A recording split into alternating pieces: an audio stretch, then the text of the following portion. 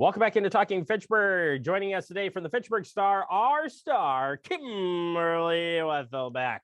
Kimberly, welcome back to the show. How are you doing today? I'm doing all right.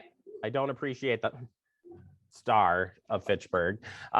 We have a lot to get to today in our updates, and we're going to jump right into it as I silence my phone for the 100th time. Investment plan is where we're going to start. Yes. This past council, we had the public hearing on the investment plan. We had the talk of the amendments, and then we had adoption of it. So tell us how it went down. Correct. So we had 24 amendments that we sat through on Tuesday night. 3 of them ended up being withdrawn, so they did not get voted on, and another 2 did not pass. But so doing quick math in my head, that leaves 19 amendments that were added to the investment plan.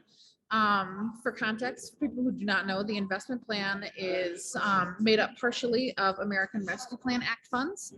And then the other part is tax district number 6 closure. So all in all, it's about $5.2-ish million. And if I'm wrong, Misty can come on here and tell me I'm wrong. You don't want Misty to get on the show and tell you you're wrong, okay? She does a great job, but you are in the you're in the ballpark. Okay, perfect. And so what they ended up doing is they added numerous projects to the spending plan. It is now 35% over budget. But before people start to fret and freak out that, oh my God, something is 35% over budget, this is honestly just a roadmap for what alders want staff to explore. So while it was set up in a very similar way to the operating budget process that the city always goes through in the fall, it does not have the same requirements that you spend the money that specific way. So some of the things that got added were solar panels. Oh goodness, now I'm blanking. This is a bad time to blank on what else is in that plan.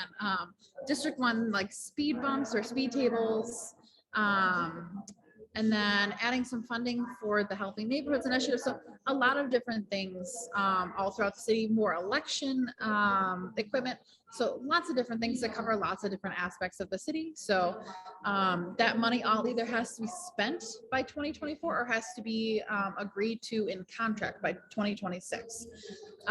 Where the money is spent by 2026, but you have the contract in 2024. So you'll see lots of city spending in the next couple of years. It won't all be done at once, but yeah, we'll see lots of projects and initiatives on top of what was already proposed in the draft plan. Yeah, and basically the staff plans will come back to council. So when we actually get the dollar amounts to any of the specific projects, those will come back to council and then be talked about and approved at that point. But you're right, there will be plenty of projects, some being done right on the beginning end of this. Some of it will be done, but not all right away. We just don't have enough time to get through all the projects that are proposed there, but they will be coming. Get them done. Get them done. I have a project in there, and yes, we'll be getting going on it right away for the infrastructure on the hybrid meetings. So it's all that's a good one. Get you better access to all of our meetings, which is good. Another good thing happening in the city, we have the construction work at County Highway MM. We're going to see some traffic lights come back up. Kind of funny story on how that works, but they were there, then they were gone, and now they're coming back. Yeah, now they're coming back. And so just briefly, the city will have some federal and county assistance in putting those back up. And so you can expect a little bit of road construction in that area of Fitchburg this year. So if you're driving through the area, you might get slowed down and just be prepared for it. That intersection has long needed some improvements for safety. Back in 2019, a motorcyclist and a car collided and the motorcyclist lost their life. So especially its proximity to the Cap City Trail, that intersection needs safety improvements. So just so you know, go slow, expect traffic delays, construction, all that kind of stuff in the next couple of months/weeks. Yep, that will be back up. You'll probably see them flash the yellow before they go back up in working condition, but they will be coming back, and we'll keep you posted on that as much as our friend Kimberly will as well. Switching over to the elections, we are in the absentee voting now for the spring election, which is coming up fast. Some changes, though, to the election this year. Tell us about some of those changes. Absolutely. So in the years prior, 2 years prior, really, since the start of the COVID-19 pandemic, you've been able to drop your ballots off in the drop box in the front foyer of City Hall. Do not do that this year. Back in January, a Waukesha County judge. The word Waukesha didn't sound like a word as I said It doesn't, does yeah. When you try to say it, especially when you're doing something like, on air like this, I hear that you. is a word. Now I've taught myself. But so in January, a Waukesha County judge said that ballot drop boxes were not constitutional.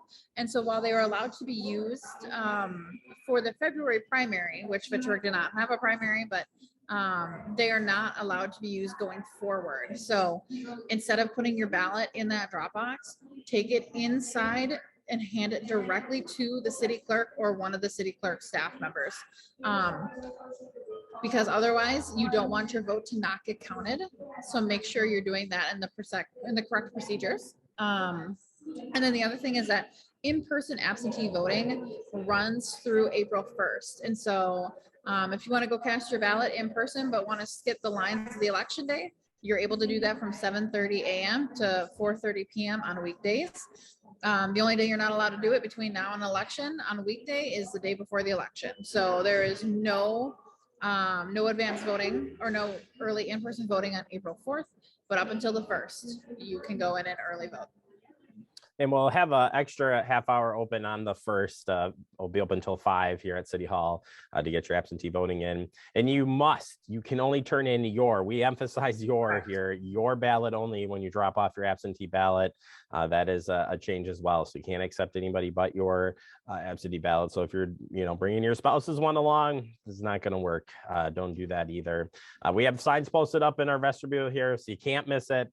But if you want it counted, you got to hand it off directly to the clerk. On election day, you can drop it off at your polling location as well. So keep that in mind and as you can well. also send it back through the mail, but we're kind of getting to a point where if you need to send it back through the mail, it might not get there in time because it has to be received by 8 p.m. on election day. So honestly, as we get close to the election, the safer option is doing in-person early absentee or bringing it in directly to the clerk's office. So those are your safest options. We've seen some people come in too, so it's been pretty steady. So glad to see that. And great, I love democracy. Democracy at work, love it. All right, thank you so much for the update. If people want to learn more about what's happening at the Fitchburg Star, where can we go, Kimberly?